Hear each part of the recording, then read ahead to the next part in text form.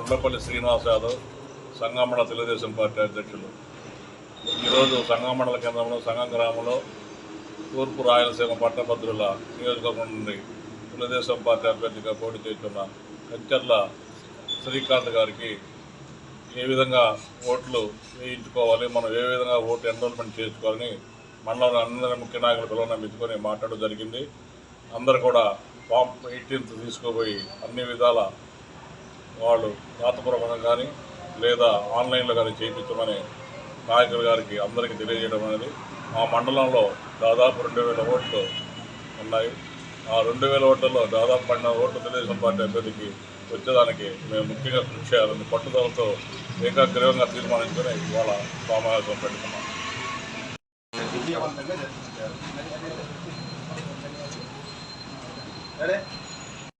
ఈరోజు సంగం మండల కేంద్రంలో టీడీపీ మండల అధ్యక్షులు కొండపల్లి శ్రీనివాస్ యాదవ్ గారు అలాగే శ్రీనివాసరెడ్డి గారి సమక్షంలో 2023 మార్చిలో జరిగే గ్రాడ్యుయేట్ ఎమ్మెల్సీకి సంబంధించి ఓటరు నమోదు కార్యక్రమం ఎలా చేసుకోవాలి అన్న దానిపైన అవగాహన కార్యక్రమం అందించినటువంటి ఈ గ్రామ పెద్దలందరికీ ఈ సమావేశానికి ఇచ్చేసినటువంటి ప్రతి కార్యకర్తకు ప్రతి నాయకునికి పేరు పేరున ధన్యవాదాలు తెలియజేసుకుంటున్నాము.